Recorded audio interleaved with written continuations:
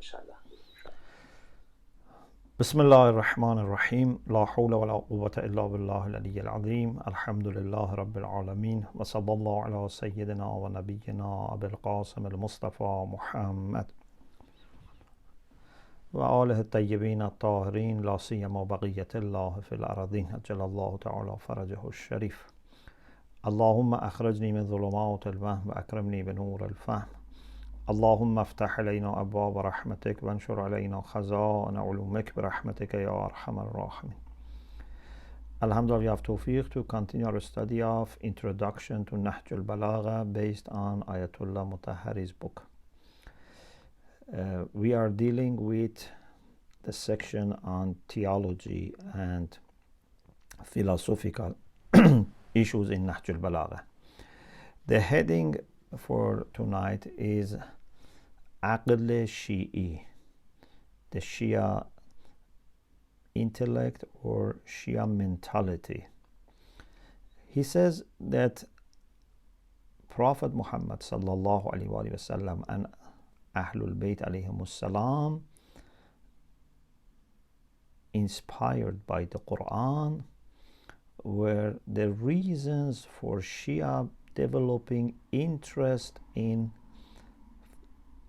intellectual discourse, philosophical and theological issues by using rational or intellectual reasoning. This was not something which was a heresy. This was not something which was imported from outside. It was deeply rooted in the Quran and the teachings of the Prophet and Ahlul Bayt alayhimus salam. If we study history, we would realize that the Shia have always, I'm not saying all the Shia, but I'm talking Shia in large and in general, they had interest in intellectual discourse and interest in philosophy more than other schools of Islam. In some lectures that I have, and also in the book Shia Islam Origins, Faith and Practices, I have talked about rationality as a general characteristic of Shia Islam, and please refer to those lectures or the book. And one of the things I mention here is that some historians, some biographers, when they doubt whether someone was Shia or not, one sign, one evidence that they use to say that this person was more likely a Shia is whether he had interest in philosophy or not. To have interest in philosophy makes it more likely that this person was Shia. So in the history, this is very obvious. And even today, if you go to Shia seminaries, Shia universities, Shia libraries, Shia bookshops, you find always interest in philosophy. You cannot find any major university without having department of philosophy. You cannot have any major hawza or seminary without having lectures on philosophy. In Qom, we have many centers for teaching philosophy, many journals, many publications. But in some other parts of the Muslim world, maybe you go from the top to the bottom of the country, you don't find even one single department of philosophy. And some are in between. So this is not something new. This is not something imported. This is not something borrowed. This is not something heretical. This is rooted in our tradition. Ahmad Amin, that we quoted before, who became also Minister of Education in Egypt, he has some good ideas, but unfortunately he has also mistakes. One of his mistakes in the book Zuhr al-Islam, the Noon of Islam, is that when he talks about philosophical movement in Egypt, by the Fatimids. You know, the Fatimids were a group of Shia, but of course they were mostly, you know, believing up to Imam Sadiq. They were Ismailis, but they were Shia, and they believed in Imam Ali, Nahj al-Balaghah, etc., Imam Baqir, Imam Sadiq. So Ahmed Amin, when he talks about the philosophical movement in the time of the Fatimids in Egypt, you know, Al-Azhar was also built by, you know, Fatimids and founded by them. He says, وَلِذَلِكَ كَانَتِ الْفَلْسَفَةُ بِالتَّشَيُّعِ أَلْصَقَ مِنْهَا بِالتَّسَنُّنِ. He says, philosophy is more attached to Shia than to Sunni Islam. The Shia Islam has closer relation with philosophy. And he says we see this in the time of Fatimids and Buwayhids. نرى ذلك في العهد الفاطمي والعهد البويهي. You know, Buwayhids ruled central Iran and Iraq, you know, Baghdad, etc., and they were Shia. It's a Shia dynasty, and they were 12ers. وحتى في العصور الأخيرة كانت فارس أكثر الأقطار عناية بدراسة الفلسفة الإسلامية ونشر كتبها. He says, even in recent centuries, Iranians and Persia as a land has greatest attention to philosophy and studying and philosophy and publishing philosophical books than other Muslim lands. ولما جاء جمال الدين الأفغاني مصر في عصرنا الحديث وكان فيه نزعة التشيع وقد تعلم الفلسفة الإسلامية بهذه الأقطار الفارسية كان هو الذي نشر هذه الحركة في مصر.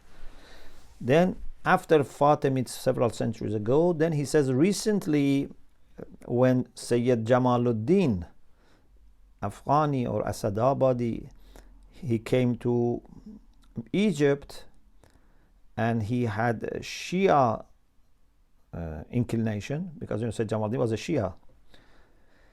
He says he had learned philosophy in Iran and he spread philosophical movement in Egypt.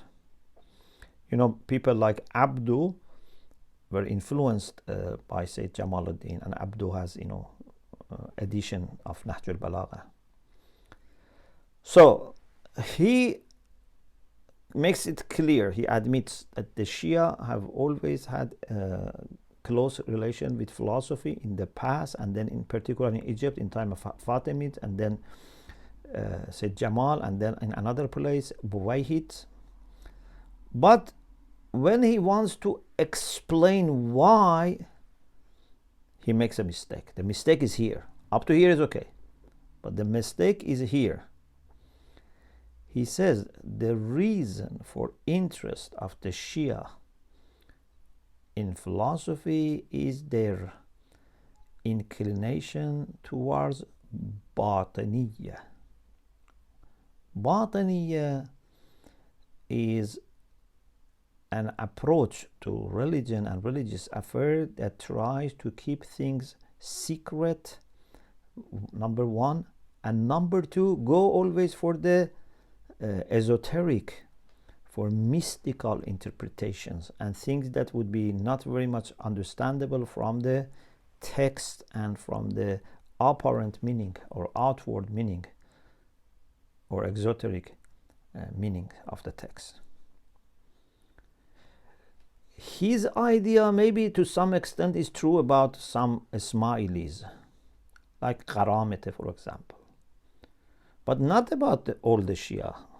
For example, the 12ers. Where is Batiniya here? Everything is clear and everything is coming with methodology. We have fiqh, we have usul, we have tafsir, and, you know, even in our philosophy, in our fun, you know, we try to go by the texts.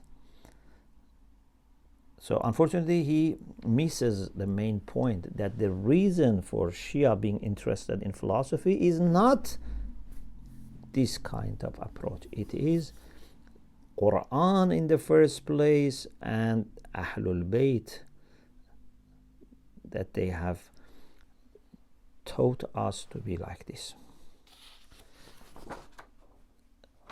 Nahj al-Balaghah is an example of such deep philosophical ideas, or even some of the hadiths of the Prophet that unfortunately some other Muslim schools have not narrated. But we have hadiths also from the Prophet that are very philosophical. This was one mistake. We have another mistake.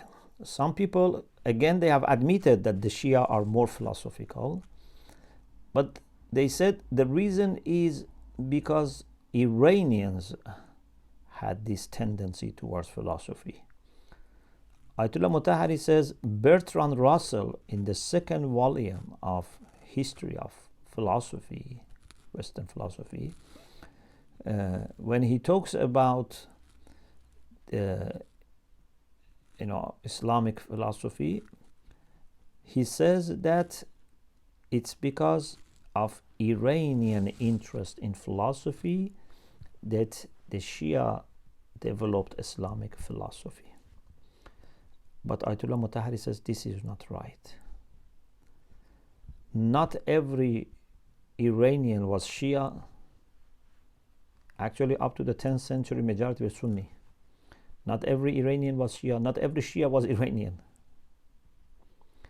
And we have many Iranians who were great Sunni scholars. We have, for example, Bukhari, the famous Bukhari who compiled Sahih Bukhari. He is Iranian. Abu Dawood Sijistani is Iranian. Muslim ibn Hajjaj Nayshaburi is Iranian. He's Sunni. They are Sunni. On the other hand, Muhammad ibn Ya'qub Kulayni, he is not Iranian. Or maybe, of course, he has mentioned the example of Muhammad ibn Ya'qub Kulayni because he was from Ray, but maybe he wants to say his ancestors were not Iranian, so we need to do research. But he mentions Muhammad ibn Ya'qub Kulayni. Or maybe, maybe he makes it in this way. He says, why you emphasize on Muhammad ibn Ya'qub Kulayni, and for example Muhammad ibn Ali Mazandarani and Ali ibn Babawayh Qummi as Iranians, and ignored Iranians who were Sunni. I think this is the way to read this part, yes. So Kulayni, who was from Ray, is Iranian, but Bukhari is also Iranian. So why you are saying that it's a matter of geography or a matter of kind of ethnicity? No. We have lots of Shia who were not Iranians. This issue can only be explained if we go beyond these hypothesis of Ahmad Amin or Bertrand Russell, and try to go to the sources that the Shia take their Islam from, those sources, and that is Quran and teachings of Ahlul Bayt alayhimus salam. There is a beautiful saying of Ibn Sina when he talks about Imam Ali. There is a discussion whether Ibn Sina was Sunni or Shia, and but there is good ground to think that he was a Shia, but also there are people who say no. Anyway, but for sure he had great respect for Imam Ali alayhi salam, and he says that among the companions of Rasulullah, Ali was kal ma'qul bayn al mahsus. Because he's a great philosopher, he uses this kind of expression. Whoever is familiar with philosophy knows that the difference between mahsus and ma'qul is a lot. Mahsus means something that you can perceive with your five senses. something that you can taste, something you can smell, you can hear, you can see, you can touch. This is mahsus. Ma'qul is those things which are understood with intellect only, like universal concepts. And we have ma'qulat ula, ma'qulat thani, primary intelligibles or first intelligibles, secondary intelligibles. All these things, ma'qulat thani, mantaqi, falsafi, all of them are ma'qul. They are things that animals cannot understand. Animals can understand mahsusat. Even sometimes they can better understand. Their power for smelling might be more, power for seeing or hearing might be more. But ma'qul can only be understood by human beings, not by animals. So he says, Ali among the companions of the Prophet was like ma'qul bayn al-mahsus. Means they were more talking and thinking about more obvious things, but Ali was more thinking about more intellectual and fundamental things, and his behavior, his thinking, his akhlaq, everything. Or the difference between uqul, in philosophy, for example, masha'un like Ibn Sina, they believed in uqul asharat. They believed in 10 intellects, and the lowest one is the active intellect, aql fa'al, who runs the material world. So they are above the material world. So maybe aql and mahsus, or ma'qul and mahsus. So this is the way he was referring to Imam Ali. So you shouldn't be surprised that followers of Ali are more interested in intellectual discourse. Some people also say that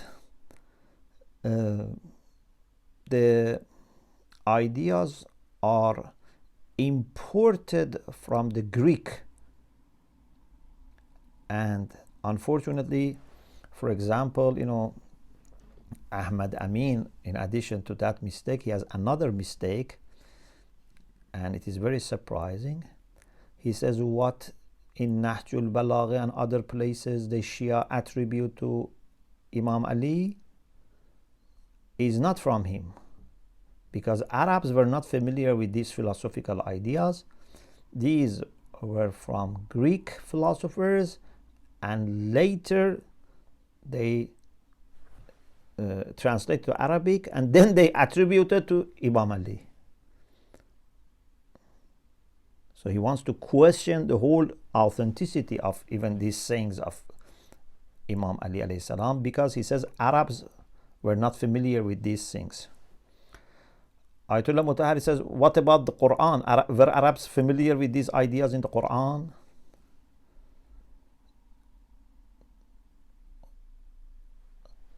Were Arabs familiar with the things that Rasulullah said?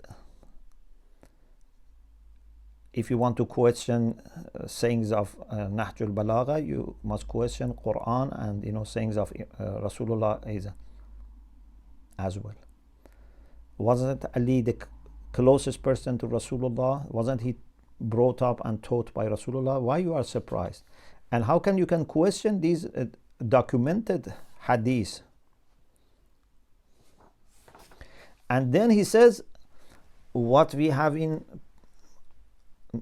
hadith, like the hadith in Nahj al-Balaghah, not only Arabs were not familiar, Greek people also were not familiar. In Greek philosophy, you don't find these ideas.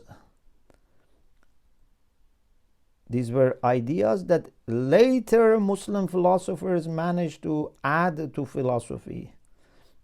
Ayatollah Mutahhari, in one of his philosophical works, he mentions exactly how many philosophical issues existed in Greek philosophy and how many new issues were introduced by Muslim philosophers.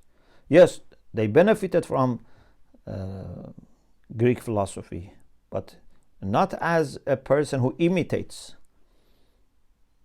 They benefit from Greek philosophy, they benefit from Persian philosophy, but they were very also creative, and they developed, they accepted some, they rejected some, they modified some, they introduced new things. But all these things have nothing to do with what we have in the hadith, which go back earlier to those centuries. If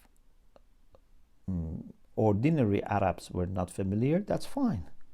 But someone who is receiving his inspirations and his knowledge from Rasulullah sallallahu alaihi wasallam, and then he's receiving hikmah from Allah subhanahu wa ta'ala, you cannot compare him to ordinary people. Then Ayatollah Mutahhari says that, as we said before in the last session, there are two types of issues about theology in Nahj al-Balaghah. One is an invitation to study the creation and see the order in the design and maintenance of the world. The other is to go into deep philosophical reflections, especially when it comes about Allah and His attributes of beauty and glory, sifat al-Jamal and Jalal. This approach is there in Nahj al-Balaghah, the second one, philosophical one. And then he says, unfortunately, in early centuries, the intellectual discourse in non-Shia part of Muslim world was mostly only for Mu'tazilites, and many others were not that much interested, and they were actually against it. As in introduction to Kalam we mentioned, Ahlul Hadith were against using reason in religious inquiries. You remember we talked about, one of them was asked about what is the meaning of Ar-Rahmanu ala al-Arsh istawa. So this person said, Al-Istawa'u ma'lumun. The meaning of istawa is to be dominant, to sit on something. And Al-Kayfu Ma'chul, we don't know how Allah is sitting on the Arsh, on the throne. But why you are asking questions? As-su'alu bid'ah. Don't ask questions. This was the approach. They were banning people asking questions, and they were considering logic as a heresy, let alone philosophy. Then when Ash'arites came, they kept the main principles of Ahl Hadith, but they tried to use aql to some extent, but just to justify what they said. And the Mu'tazilites, were trying to come up with intellectual discourse. Of course, sometimes they took it to the extreme. Then there was, fight between Ash'arites and Mu'tazilites. Some of them took the others into prison, persecution, etc. And then Mu'tazilites went to decline. So the Shia were left somehow alone. But right from the beginning, they had interest in philosophy, and this is reflected in Nahj al-Balaghah and other sources.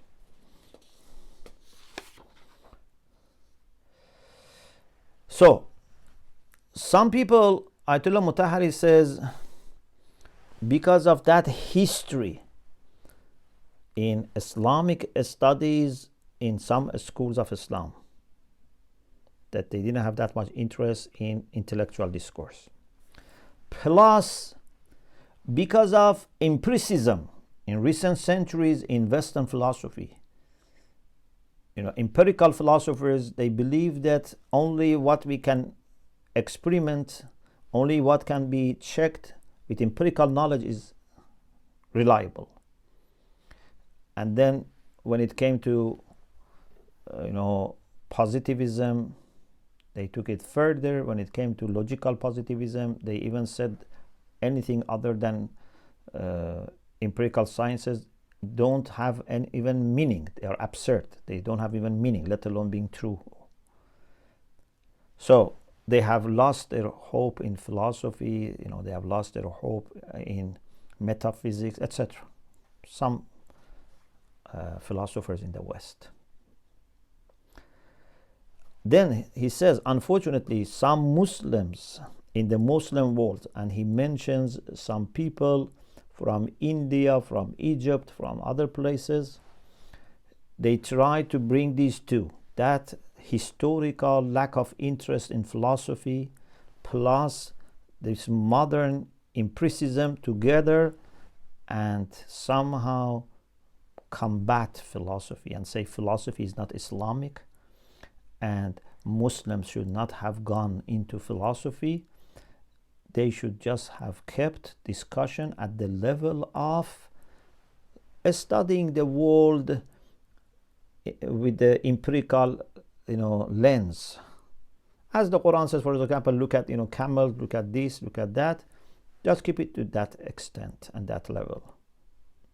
And he said some of them say it was a mistake to bring philosophical ideas to Islam. It was a mistake that they were influenced by Greek philosophers, etc. But Ayatollah Mutahhari says it is true that the Quran invites us to use our senses to look deeply into the world. Even Imam Ali in Nahj al-Balaghah is inspired by Quran, do the same as we said. But also the Quran and teachings of Ahlul Bayt have the philosophical side as well. Yes, maybe it was a mistake for Greek philosophers and maybe for some Muslims that they didn't develop that much empirical sciences. Although we should remember, he says that many Muslims, they were very pioneer in empirical sciences, in like chemistry, in optometry, in astronomy, etc. But maybe they could have done more. Greeks mostly were too philosophical. Muslims try to develop both. Maybe they could have done more, but Quran certainly is giving us both directions. Allah is showing his signs in the horizons and inside us. Allah is referring to senses, to the aql, and also to intuition. All different types of channels that we have for understanding. If someone just says use intellectual discourse, is mistake. If someone says just use empirical knowledge, is mistake. If someone says just use mystical knowledge and find it, is mistake. We need to use all of them.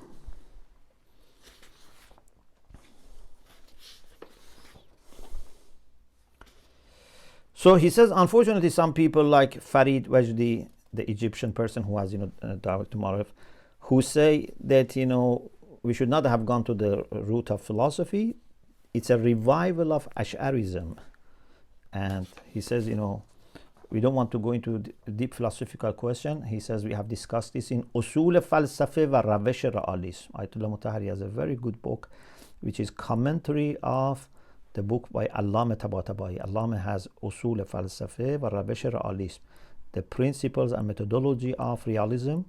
And Ayatollah Mutahhari has comments. So over there, he says we have discussed the validity of philosophical knowledge, and this is not the time, but we want to say that the Quran and Sunnah have referred to both of them. I think this would be maybe enough for us, and inshallah in the next session we will talk about the value of studying the signs of Allah in the world, in the creation, and we continue inshallah. Alhamdulillah Rabbil Alameen.